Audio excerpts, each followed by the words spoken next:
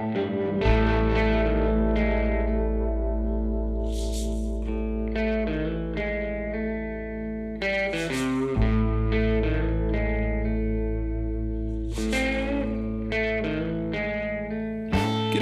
welcome to Say It With Guitars. I'm your host, Pete Cornelius. Each episode I'll be digging deep and getting to hang with some of Australia's finest guitar pickers, songwriters, producers, collectors and makers. I look forward to bringing you these fun conversations and I hope you enjoy Say It With Guitars. Hello ladies and gents, welcome to another episode of the podcast. Thanks for joining us. And if you are new to the podcast, you can follow us online. We're on Facebook, we're on Instagram. And also, if you have the facility or the want or the need to support the podcast and keep it ad-free, you can do that. You can donate if you feel like that via my website, which is just petecornelius.com. You can follow the links to the podcast on there. And yeah, every little bit helps keeping this thing free. So yeah, much appreciated. What's happening? I've got a few shows this weekend at a festival called George, which is up in St Helens, run by a few good mates of mine. And yeah, I'm doing a solo set playing with a singer-songwriter, Claire Ann Taylor. She's bloody a great talent. She's so good. Look forward to playing some guitar with Claire. Also, our guest today, Nathan Cavaleri, is on tour at the moment, folks. So if you see a poster up or some sort of advertisement for Nathan, please go and support his live gigs. Anyway, let's stop waffling on and get on with the podcast. Before we crack into today's show, I'd like to shout out to our sponsor, Mr. Billy Tarrant from Tarrant Guitars. Billy's an amazing luthier and he makes some real sweet instruments. I'm lucky enough for him to have built me a 00 size acoustic guitar, which I've dragged all around the country and it's sounding better than ever. So yeah, check out tarrantguitars.net.au, Tassie's one-stop custom workshop for custom-made guitars, all guitar repairs and services. Let's get into the show. All right, I'd like to welcome to today's show, Say It With Guitars, Mr. Nathan Cavaleri. Nathan, how you doing? Good, mate. How are you? Yeah, really good. Thank you very much for joining us here on the show. Absolutely. It's an honour to have you on board. Thanks for having me, mate. You've been a busy man. You've got a new record out. You've been gigging around the place. You got a tour on the go. You're just like hitting all the straps. Yeah, I mean... How are you feeling about it all? It escalated quickly. You got to be careful what you wish for because I was like, yep, I want a full diary and to be kicking ass and have an album out, and it just kind of all happened at once. Like maybe I should be a bit more specific as to how I want things to happen, so it's not just like, oh, you want all these things, here they are all at the same time. Yeah. But no, I feel really good about it. I'm really proud of the album. It's being received well, and yeah, we've just we're at the very, very start of the tour, and this is, for me personally, been the largest amount of dates I've done since I was a kid. So yeah, it's pretty mammoth. Yeah, I had a look through the tour dates the other day, and it's very busy, man. You're all over the place, and you're not just playing capital cities. You're in, flying to Darwin, heading out to, is it Kununurra as well, at like north end of WA, and yeah. Well, we did 3 weeks at the start of the year in Western Australia. Sure. All the way up and down the West Coast, which was absolutely beautiful. I mean, that's a stunning part of Australia.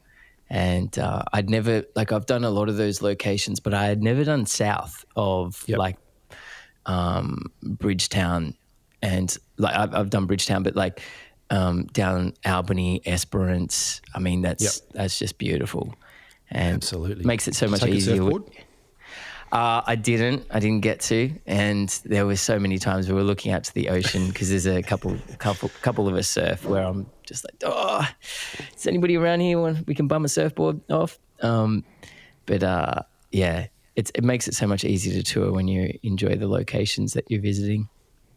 Sure does, and you get to meet a different circle of community as well, not just the nightlife that want to come and visit your show. You get to hang out with the salt of the earth people that love to catch a bit of swell. Yeah, absolutely. And doesn't your priorities or your desires change with time as well? There were phases that I went through a while ago where it was about nightlife and party and all that, and now I'm just kind of craving sunrise and sunset and just chill out, good conversations and memorable connections and also just seeing a lot of nature. Like those drives were amazing. We actually originally had a much bigger tour of Northern Territory planned, where we were going to go into Arnhem Land, which I've done before. Yeah, wow.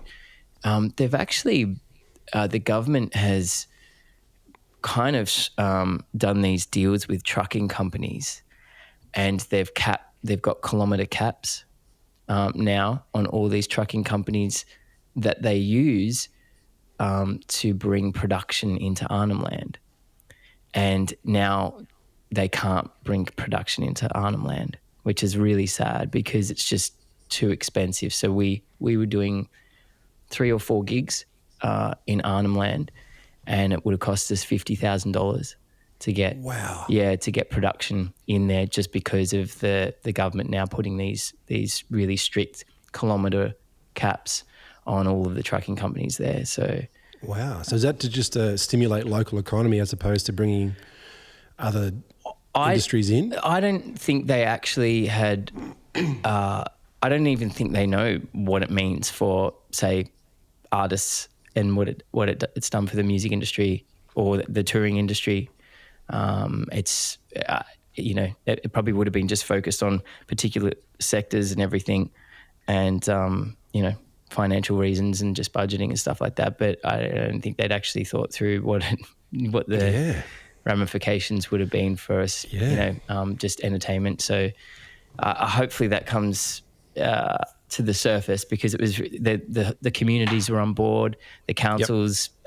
We got letters from the elders there inviting us in, and they were going to have a whole big football field with, and I've done that before where it's just a free gig for everybody, and it just didn't happen. So very, very sad. Hopefully that'll change. Yeah, hopefully that does come good, because, they're sort of robbing themselves of, introducing different cultures and art, and especially with the arts, man. Like, you got to encourage as much of that stuff as you can. Absolutely. Cool, man. So I don't know, do you want to have a quick chat about the record? I've had it on sort of high rotation for the last few days, just to for sure get it in my head and see what the vibe is for 2023. And I sort of figured the first track kind of sets up the mood for the whole record. It sort of has Querencia. Querencia. Yeah. And I actually had no idea what it means, or I thought it might have been a play, so I had a little Google, as you do. And it's a metaphysical concept in the Spanish language. Yeah. For a place where one feels safe, a place from one's strength of character is drawn, a place where one feels at home. Yeah. Is that kind of like a good, analogy for the whole record?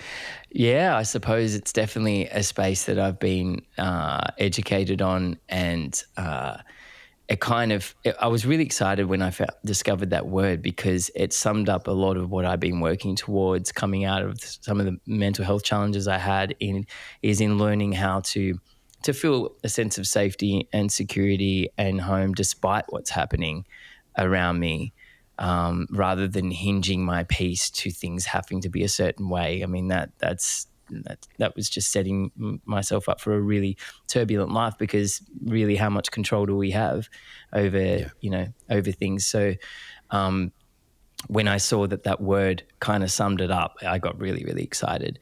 And there's, it originally comes from bullfighting, and as terrible as what that sport is, there is this concept of Querencia being where the bull feels, sort of like a place of refuge in the arena, where it feels the most safe to be able to draw energy, even though there's all that chaos and adversity that that's facing. And I thought that was a great metaphor in general for situations we find ourselves in life. Yeah, absolutely. Choking on the muzzle press, holding on to the edge of time. I didn't know I committed a crime. Trumpet melting my ears, white noise, ice cold spears, dark shadows and toothless grins. Can't trust it out there, so I'm going in. Querencia, when there's nowhere left to go. Querencia, when your back's against the wall and I'm not fighting no more.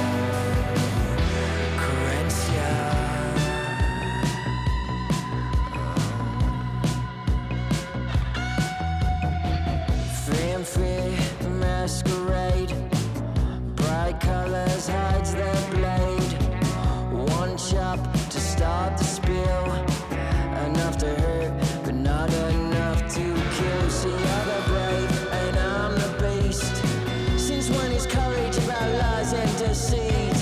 I won't cry, I don't cry. You see rage, but I'm terrified. Caress ya when there's nowhere left to go. Caress ya when your back's against the wall and I'm not fighting no more. On the outside, I am bleeding. On the inside, I'm still breathing. No more thunder, no more lightning. Through the shadows I see.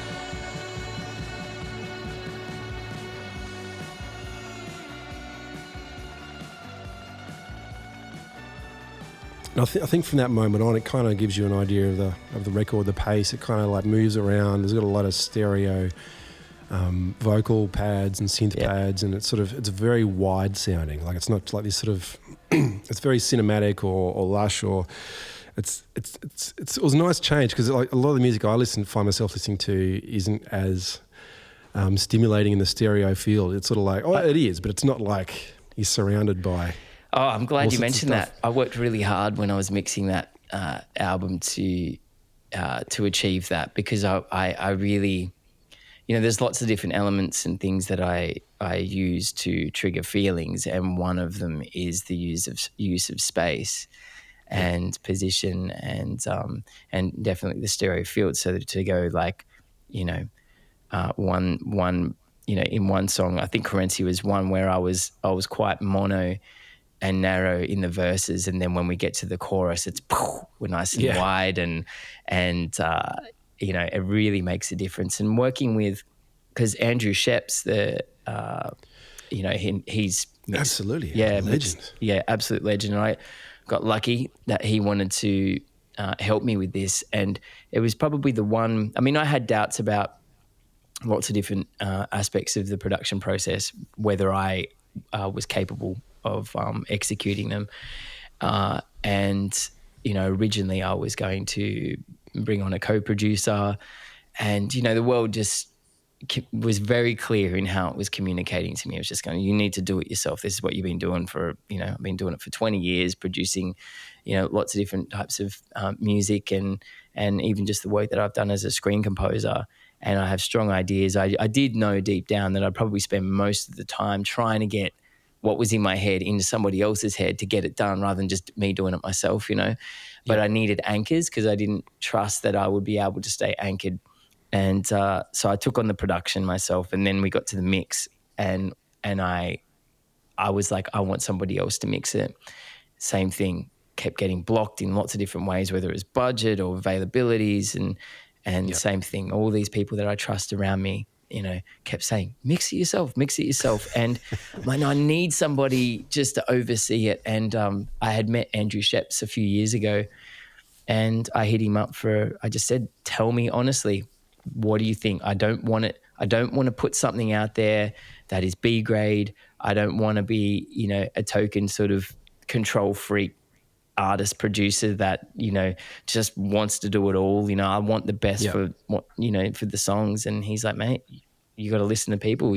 They're right. You got to mix it yourself. And if you want a backstop, somebody to kind of bounce off, I'll be that for you for the whole process. So and that's what I had with him. So, and he pushed a lot of those details. So I learned a lot of that from him throughout the process, from, writing, the mixes just move. Things are not static, and they used to be for me. And that movement, whether it is through the use of space or writing verbs or, guitar parts, drum parts popping up here and there, like that's a lot of those details comes from his suggestions, and it makes a difference.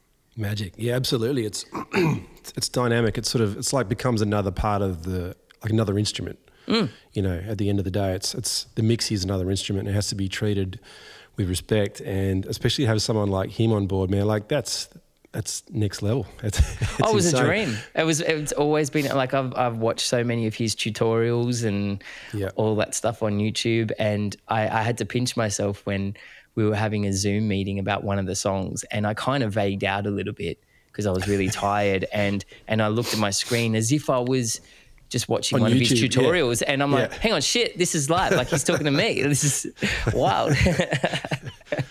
That's so cool.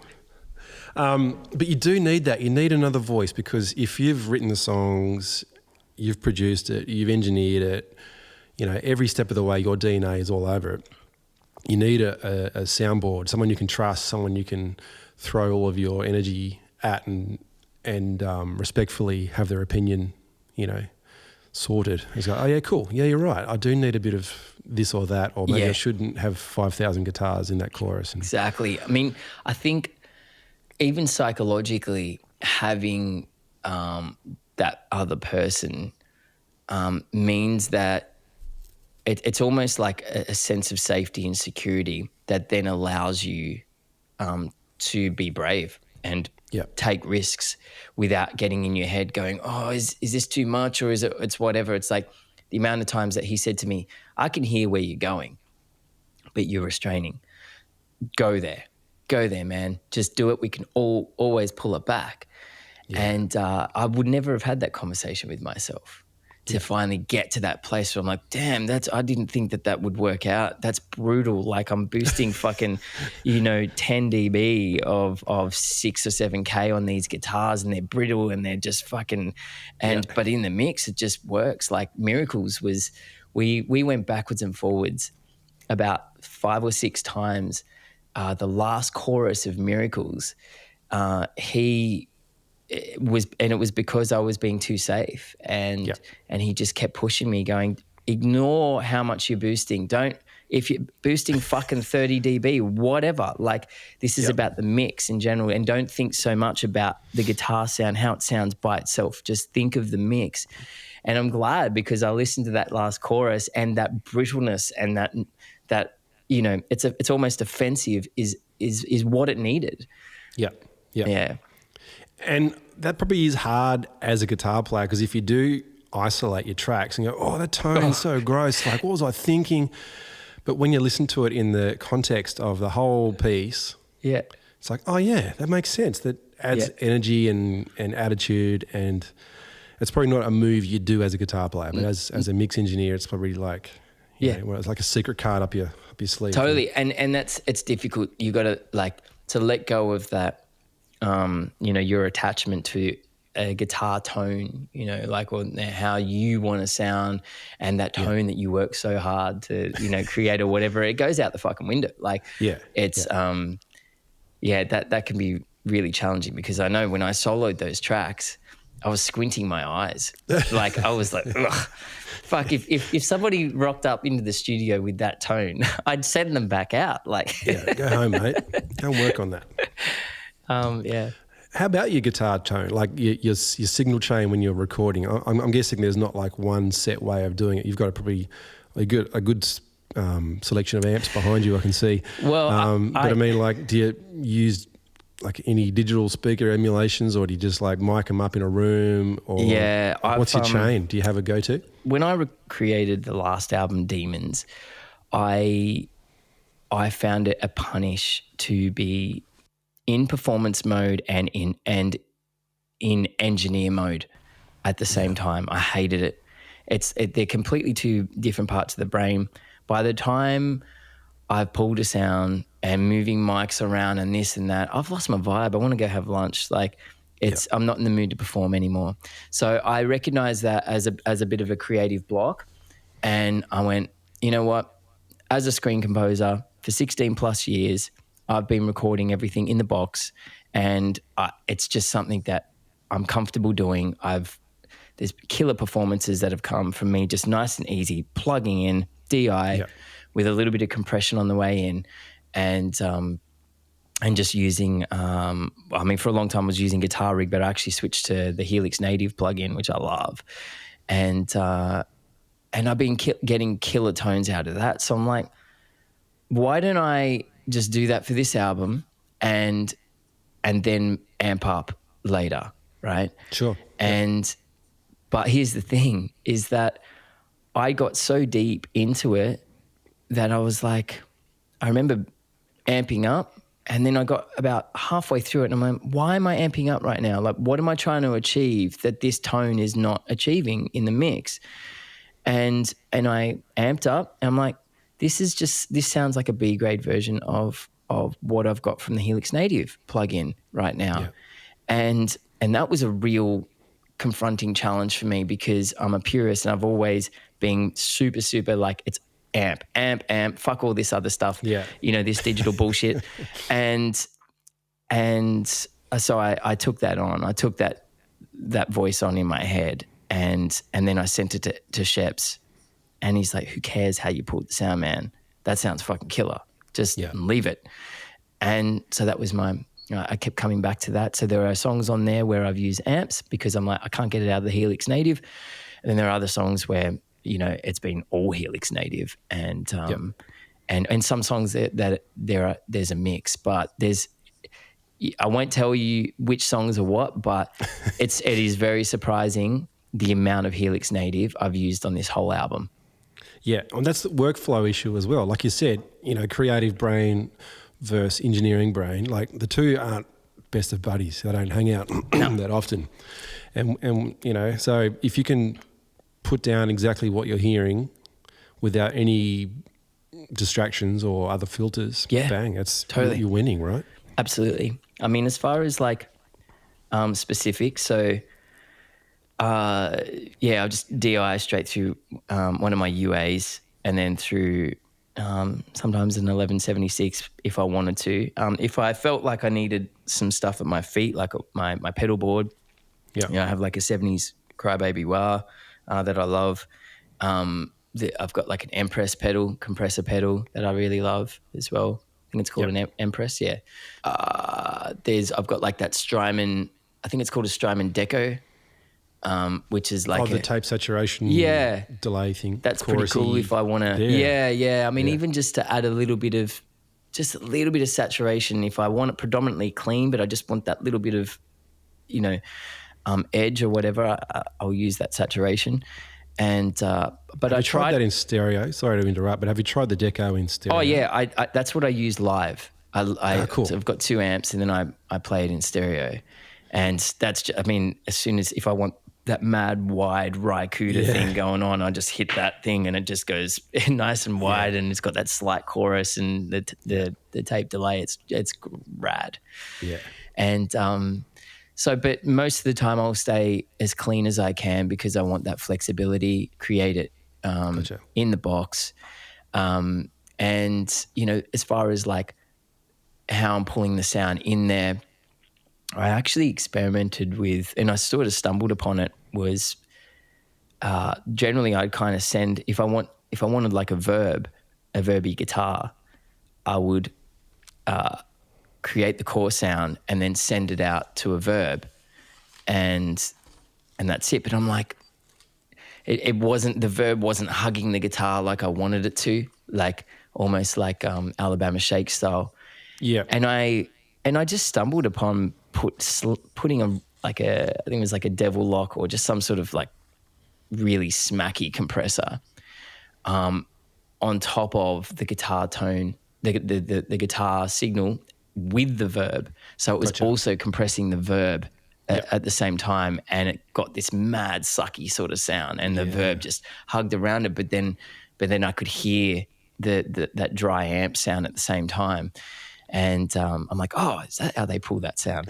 That's great. And then other times I'd have to separate it all, if I wanted delays and all sorts of stuff and have a little bit more control between the two signals, then I'd separate it. And if I was amping up, it'd generally be out to my 60s Fender Princeton, and then recently I got one of those mongrels. What's his name from Queensland? Hang on, he's got it back here. Dahlstrom. Do you know those little Dahlstrom amps? No. Oh, they're great. They're like it's like a Fender Princeton that wants to be a Plexi. Okay. Yeah, it's like a really angry. That's great. They're only a small wattage. It's loud. I think it's about 45 real watts. Oh, right. But Gotcha. you could probably take it on as carry-on. Yep. And it's great. So I was using a bit of that on the album as well. Nice. How about in the live field, man? Like you talked about having the deco on your board when you're playing live shows. Have you converted to digital at all live? Or are you still using a couple of amps? I'm not against the idea of going digital, but for me it puts a little too much pressure on PAs. Yeah. Like we're not playing the type of rooms yet where I know what type of PA system and comfortable with it. I'm using in-house guys a lot of the time as well, unless it's a bigger gig. So I just feel like I'm giving over way too much putting into their hands and the hands of the PA. So if the PA is crap or the in-house guy isn't, the type of taste, then at least I've got a good sound, yes, on at least stage. You can control that on stage. Yeah. But fill the room up. It would be easier to not be lugging around amps and dealing with backlines because, as you know, you don't know when you're hiring backline, you don't know really how that Fender Deluxe is going to sound until you get there. Yeah. Backline amps are definitely hit and miss. You might get lucky one day, but typically you're relying on a few pedals to get you past. True. But so right now, for a while, I was actually just the Fender Deluxe reissues with my Fender Pro, because there's smaller venues, and then maybe for the bigger stuff, I'd use like my Fender Deluxe with the white Vox AC15s, or a Bassman. Because I like the idea of that kind of the bottom end and the crispiness that comes with the Deluxe, and then something to give me that sort of low mid. Now I'm experimenting with the Fender Deluxe with that Dahlstrom amp, and I ended up getting a cab made by a local guy in Sydney. I forget what he's EB cabs. EB cabs, yeah. EB cabs, Eric too. Yeah, great cab. Yeah, I've got like a cream, a Celestian cream in it. The cream back, or is it the cream Alnico thing? I don't want to get too techie, but since we're on the subject, I think it was cream back. Cream back, yeah. It's like a higher wattage cream back, I think. Well, actually, this because I was originally going to go with the blue, but he said that the blue is quite low in wattage, and given the wattage of this amp, he reckons I would have got more out of the cream. So I don't know what specific cream it was. But I plugged it in. It was just gold. Sweet, so good. But that's what matters. It's loud. It's louder than the Fender Pro. So I've had to face the amps. I've always struggled with that. Like I don't actually like my amp hitting my ears. I like it how it sounds if it's going past my legs, which is unfortunate for the front row. Well, that's why they're there.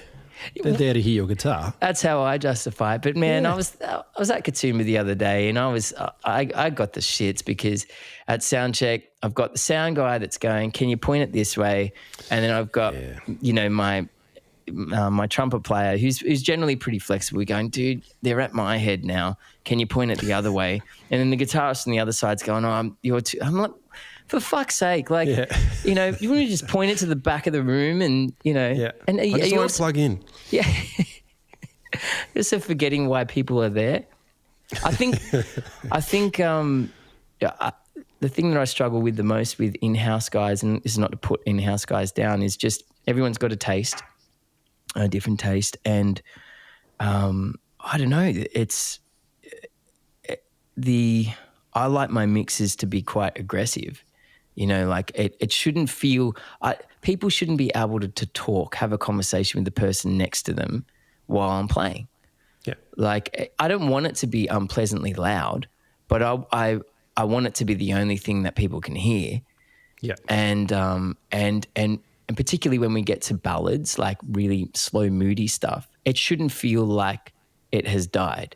It's still got, it's like if you go to a Coldplay gig or a Radiohead gig or whatever, their ballads are still very much in your face. Like they're still, and they hug you and they're there, and that's what makes it so powerful. It shouldn't feel like now the guy in the back is playing to himself in the corner. Like, and so that can be a struggle to get in-house guys to understand that. Some of them naturally do. Some of them you really got to, but then I don't want to, I'm it's a fine line because you don't want to upset the guy that's, could potentially fuck up your show, Totally. It could ruin the whole thing. Yeah. At the flick of a switch. Totally. So you just got to get your sound, and if it is tearing the front row off, so be it, Yeah. They'll come back. Yeah, that's it. With a few, tinnitus issues, but they'll come back. Yeah.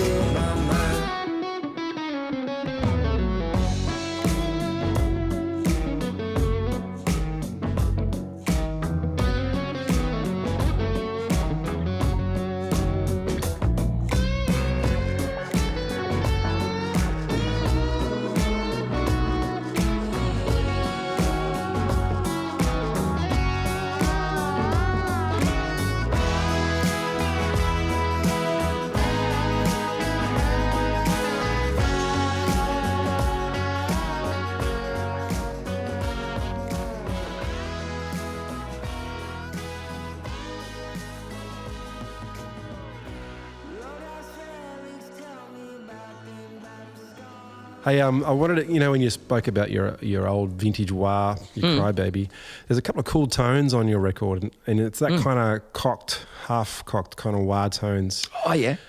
And it's a bit of a theme. I wouldn't say a theme. I'm not going to give away the record and say it's all like half wah, but I mean, like it does happen quite a lot, and I was digging it. I thought it was really cool. Oh, cool.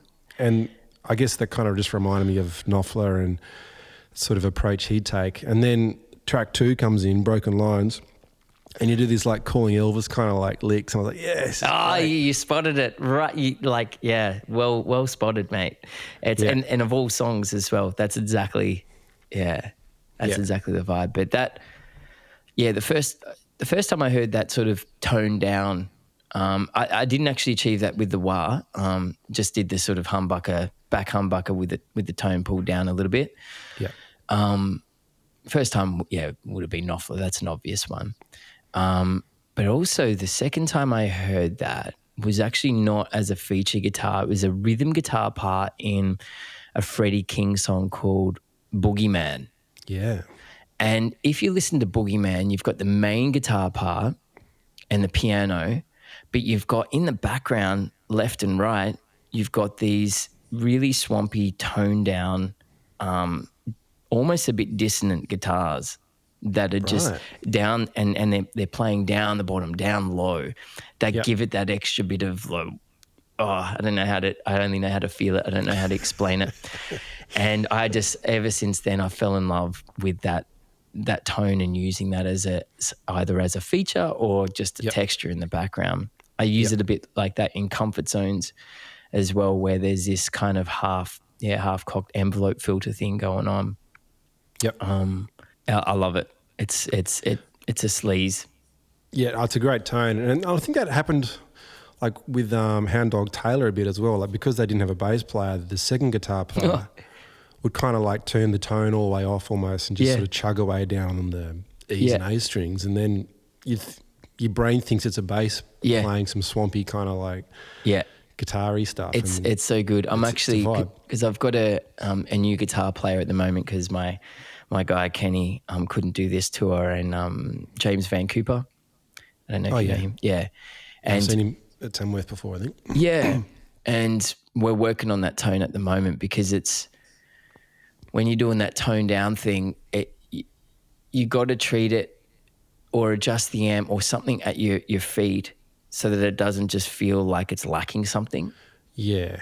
It's got to feel like a completed sound and still be as in your face as if it would be, if you had all knobs up.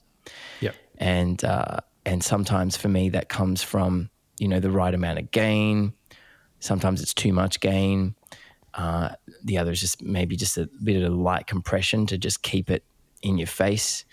And then also just where it really matters where that tone knob is. Like sometimes you can roll it off too much and then you've lost some attack.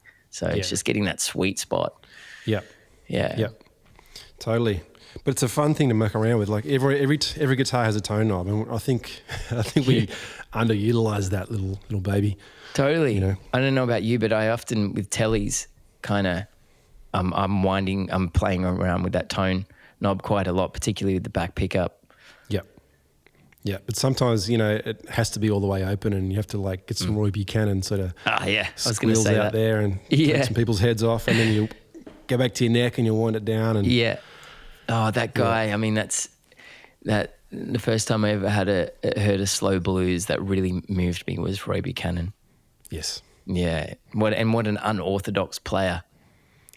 Insane. Like, and he's up and down the neck like you wouldn't believe. He's not just sort of hanging around little box positions. He's up and he's down, and he's doing like little pinch harmonics, and he's doing those sort of, you know, when he frets out above the fretboard. Totally. That stuff. Yeah. And, you know, I've played, it's not for everyone because I've played Roy Buchanan, you know, to some of my mates who are a bit more shredders, and it's about perfection and all that. And I'm like, dude, you got to hear this guy, Roy Buchanan. Have you heard of him? No, I haven't. And then I'll play like After Hours or Sweet Dreams or something like that. Yeah. And they don't get it. It's like as soon as he starts doing that chromatic, rusty sort of thing going up the scale, they just see it as rusty playing. Like they don't.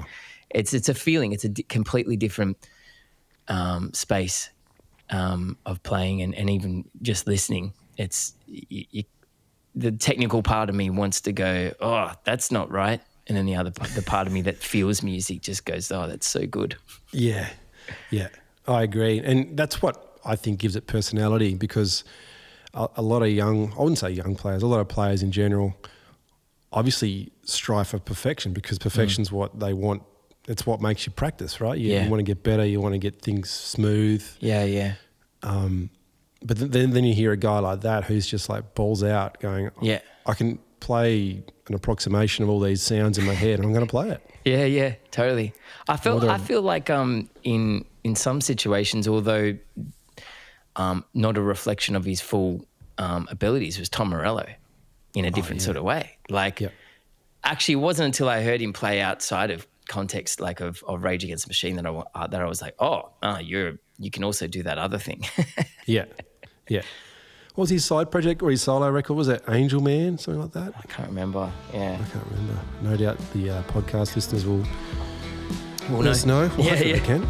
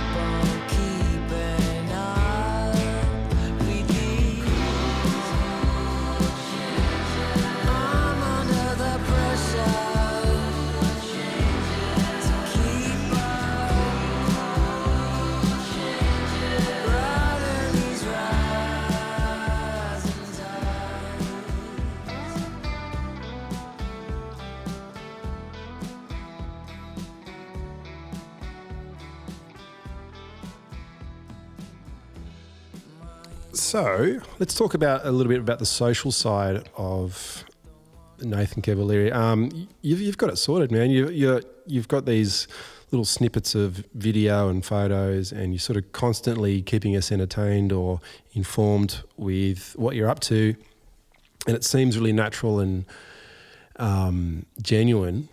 Is that something that you have to work towards, or is that just like part of your your creation process, Staying genuine. Oh no. I mean, like just your online presence. Yeah. I mean, because so many people are crap at it, and I have to put my hand up. I'm not very good at like shoveling my own. Yeah. I mean, I definitely go through phases where I'm like, this is hard work. I got nothing to say, but I got to put shit out.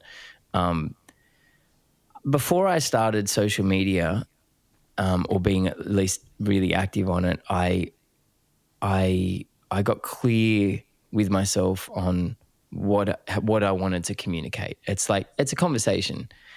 It's a share, what it is that I wanted to do. And I had to kind of, what it is that I wanted to do, but I had to also ignore what everybody was telling me I needed to do to be successful on social media. Yeah. And I think it's because I'm on there and I create from that space that it's not, for the most part, it's not taxing. And I remember listening to a writer or a blogger, Maria Popova, she's got a site called Brain Pickings on Tim Ferriss's podcast. And she was, giving advice to bloggers, and she was like, write to please you or people like you. And you keep doing that, then eventually you'll be surrounded by people who align with what you love and what, And so that's a basis, that's an anchor point for me, is that whether it's writing, whether it's filming, whether it's playing, like whatever it is like put out what really excites you and what you love and what you know about and what you're passionate about, and your audience will be what it'll be. And you're also got to accept that too. Like maybe what you put out and what you love isn't going to be, have you, 1 million followers or whatever, but it'll be you. Yeah. And so that's what I try to do. I mean, my Twitch has been the newest social media platform for me. I've been doing that for the last 3 years now, and I love that so much. That was originally a live streaming gaming platform. Yeah. And that diversified over 4 or 5 years at least. That would have been a COVID thing, I think, like that 2020 period where it was purely a gaming platform. All of a sudden, people couldn't go to gigs, couldn't go out and entertain people or even just mingle and hang out. So I think Twitch became a great platform for people like yourself to create or just to keep people engaged or create new fans. And so tell me about that, man, because I think, didn't you do part of the record live on Twitch? Live on Twitch. Shit, really? Yep. A whole lot. Yeah, it was. There were probably a few little parts that I did off Twitch, but pretty much 80 to 90% of it was on Twitch, and I did a part of my previous album on Twitch as well, and I had recognized that my audience, as much as what they enjoyed hanging with me on Twitch and watching me perform, they were really fascinated, or a good portion of them were fascinated by the creative process. And then I kind of took myself out of that equation and I thought, well, I'd be fascinated about the creative process, some of the artists that I follow. So why don't I do that and see what happens? And then, so the first month I learned a lot, because I was like, okay, my attention is divided right now when it shouldn't be. I'm still kind of in performance mode because I'm dealing with them. I know they're watching, and it's taken me away from doing a kick-ass take. And but that eventually dissolved when I realized that they're doing, like, a Twitch audience is not just watching you. They're generally doing something else. They're editing, or they're, working away on something else, and you're on like TV, and then they'll chime in when something cool happens. Right. And then sometimes if it's an event, they'll literally be watching it, right? And there. So it took the pressure off me having to be, connected to them the whole time. Yep. And then the intention, it was like, they were all just like, please ignore us, fly on the wall, you just do your thing. And it took a little bit, but I ended up getting to that space where I was, it was just like having a couple mates in the studio. You kind of forget about them, and Yep. And then they ended up being, I was able to probably focus more, and I was more motivated being in the studio when stream was running than not. Eventually, it actually ended up being really productive for me, because when I was playing and I was doing that take, it was the closest thing to a live take playing in front of people, you know? Yeah. And then also vulnerability. So, you know, there were definitely moments where you'd get some, you know, Muppet that would come into the stream and make some sly comment about your vocals or whatever, you know, at the worst time when you just, you know, you're on your 10th take trying to hit this note that's way beyond your skill set. And I learned a lot from that, because I'd get offended, and then on the car ride home, I'd go, that shouldn't have rattled me so much. And what it does is that it shows you, all it does is reflect a belief that you still have in yourself that needs work. Yeah. Because people can come into stream, and they have, and bag out my guitar playing, but I don't give a fuck. Like, it's not because I think I'm the best in the world. It's because you're comfortable with it. I'm comfortable with it. I'm comfortable with my limitations. I express what I need to, given my abilities, and that's it. And so I don't care what, you know, somebody says. But vocals is a bit different, and it obviously just reveals that I've still got voices and insecurities in there that I need to go to work on. So when you get critique like that or bagged out, it can be a great opportunity to learn about yourself. Yeah, but I think the vocal as an instrument is probably the toughest instrument, because everyone has their own, like, I don't want to sound cheesy here, but everyone has their own voice, right? Like, everyone can play the same middle C on a keyboard, and it's the same note. Yep. It's probably going to sound exactly the same. True. Guitar, it's a bit more personal. You can sort of do your own thing a fair bit, but the human voice, man, it's just insane how personal that thing is. And if you're singing lyric content that is close to home and, you know, has taken some risks, or you've sort of like, you know, it's not been the easiest thing to write perhaps. And all of a sudden you're vulnerable and you're sharing these stories, and then some schmuck comes in and goes, "Oh, you silly shit," you know. They're going to get you at the weakest point. I know. I remember one guy coming in, and he was actually a long-term fan, and in the end I just banned him. And I don't ban people easy, because I feel I don't want to be that guy, but I played a live recording of something, and that I was still, you know, needed some work on. And within the first, 10 seconds, he goes, "Sounds killer, but voice needs so much work." And just like straight out, I didn't even ask for their opinion or anything. Yeah. And that was his mentality the whole time. He just there was no filter. There was no respect. Tone, your tone sucks here. But then he'd also say your tone is good here. And after a while, I just got tired of just having that throughout the creative process, that just somebody who's just in there. And I just gave him a few warnings. And he's like, I was a guitar player, I was in bands, and, you just, it was like he was trying to, be the wise one that, and I needed to be saved and, all that. And I'm like, no, you don't get it. Bye. Yep. See you later. Far out. Oh, well. But, I guess that's part of the platform, is you're opening yourself up to that kind of audience. Totally. And you can't be, filtering who comes in and who comes out. Nah. It's like a free platform. Well, not free, but...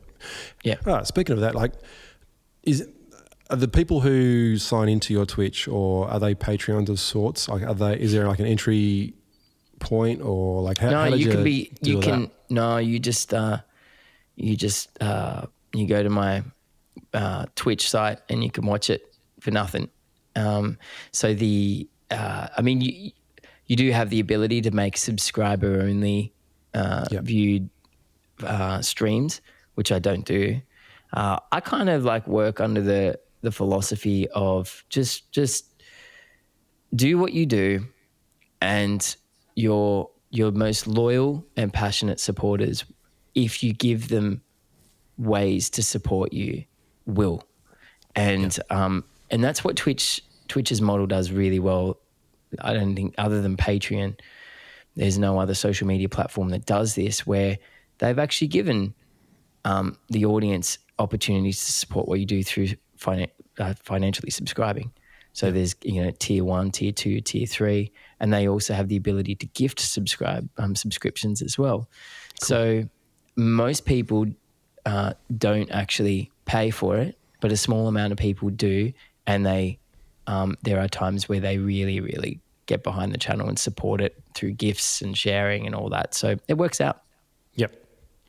Yeah, that's great, man. And it would have been a different style of fan that comes via Twitch as well than opposed to just the middle-aged, punter who comes to a gig who remembers, watching you in the 90s, on television. Well, actually, there's a bit of both. But what it is it's because it's long-form entertainment.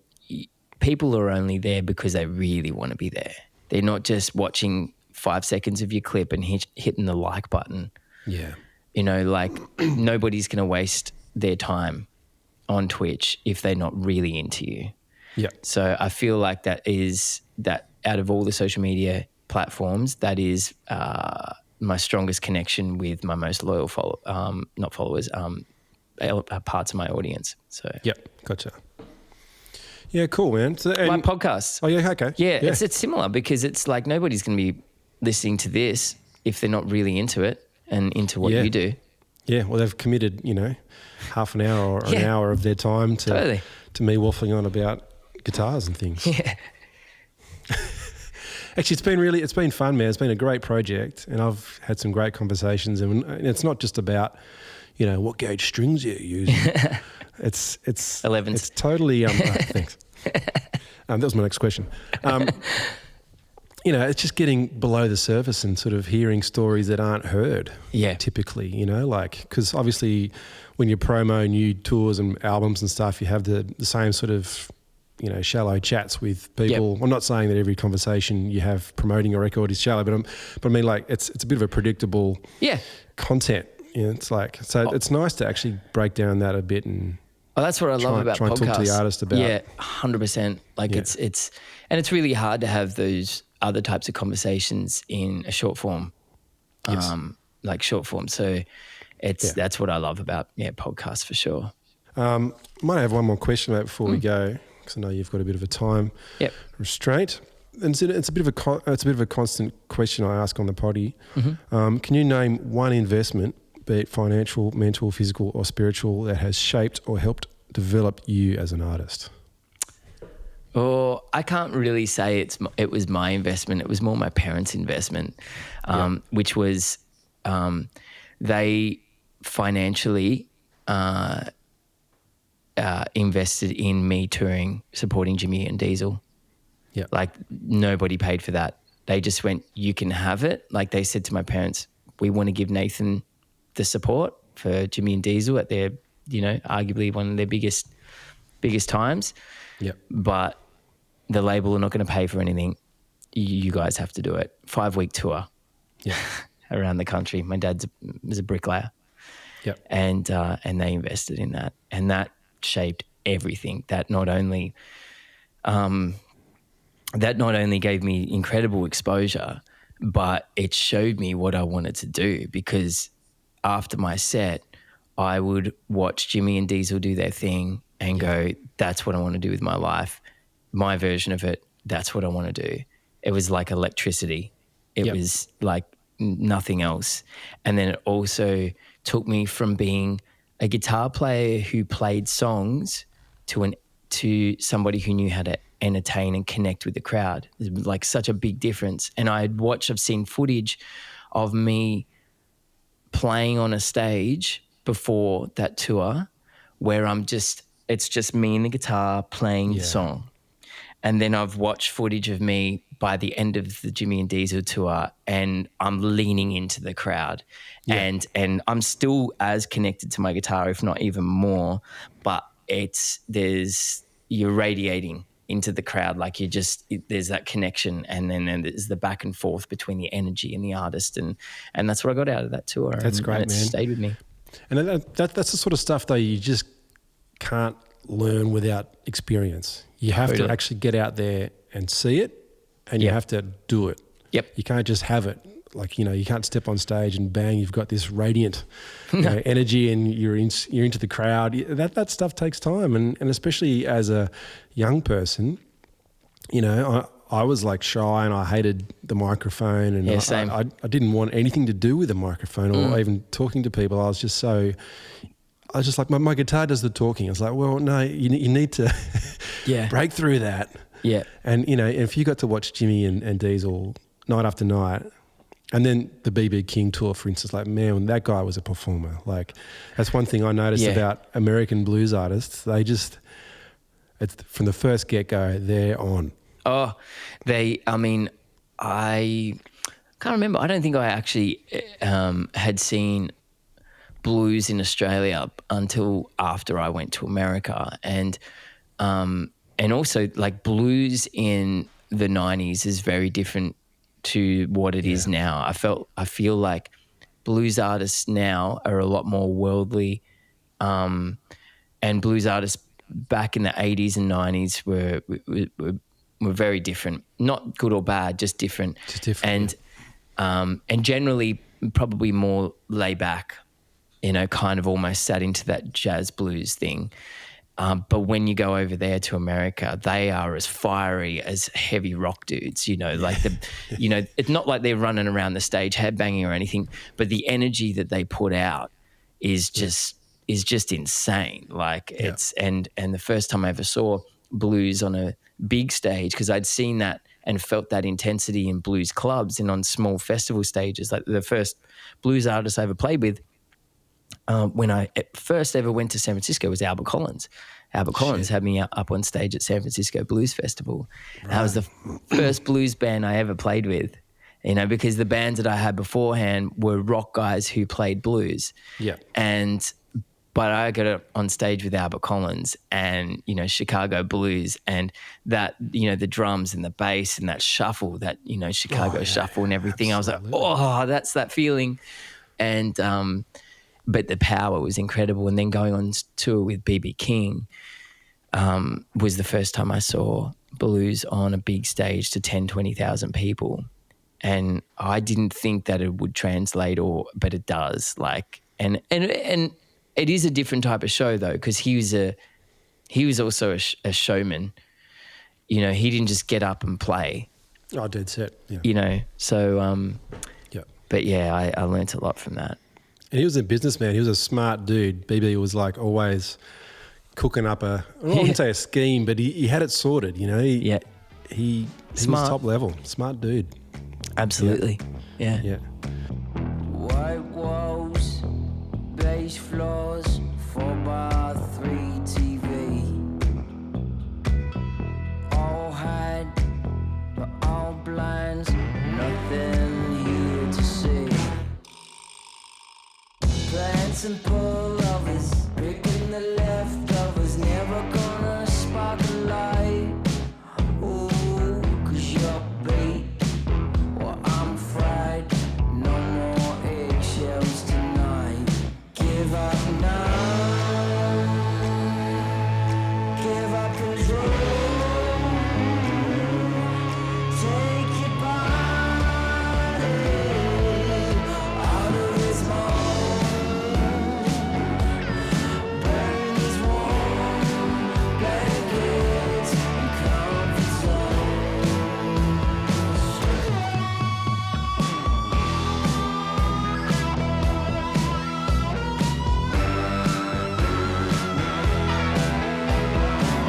What are you waiting for? Who's gonna make the call? Hookups and hormones, no landlines and time zones. Laundry and lawnmowers, swing saddles and comb overs, fluids and hair rollers. Give up now, give up control. Cool, man. Well, I'm not going to waffle on too much about. That's all right. I know that there's a lot of stories out there about your past and about things you've been up to, so I thought I'd try and focus today on Nathan 2023. Yeah. Thanks for that. And I hopefully will try and catch you when you come to Tassie. You got some Tassie shows, I see. So I'm going to try and make an effort and say hey. Let me know which one you want to come to, and it'd be good to see you. But Thanks, yeah, man. I love Tasmania. We did Tasmania the year before last, and as much as what it's awesome to actually play in Tasmania itself, like we really spent a lot of time just enjoying what Tasmania has to offer. You know, from surfing to I had one of the best surfs. I forget where. I think it was is it the peninsula or I forget which beach it was. We were looking. If you looked straight out across the beach that I was surfing at, and you drew a line, you get to Shipstons. So, yeah, right. So you could have been like down around Bruny Island, or it could have been Eaglehawk Neck, somewhere around tessellated pavement. And it was just because I'm more of like a 2-3 foot guy, and a big sort of mini mow, and it was just perfect conditions. It was so good. I mean, it was fucking cold. Oh, it's freezing. I went out yesterday. Holy moly! This southern walk, because I live up on the east coast. Okay. And I'm actually at the family shack at the moment. We're down south. Mm-hmm. So we're about maybe an hour from Hobart towards Port Arthur sort of way. Okay. And fuck, it's so cold. The water here was insane. Yeah, there's a surfer down there called Kyron Rathbone. I don't know if you know him, but he's like he does a lot of towing on the Red Bull, stuff. Cool. And he's like, don't worry, come out with me. And I'm like, hey, just to be clear, we're not going to Shippies, are we? Yeah. But luckily he brought like the fleece wetsuits and stuff like that. Otherwise, I don't think I would have been moving. But it was, and then we had like a bonfire on the beach with some food and some wine, and it was it's moments like that that I love about touring that I wouldn't normally experience in my everyday life. So it's good. It's a good thing. All right, dude. Have a great day. Have a great tour. Too. Thank you. All the best for the new record release, and I'll catch up with you sometime. Absolutely, mate. Good to see you. Thanks, Nath. You too, buddy. Catch you. See ya. Bye.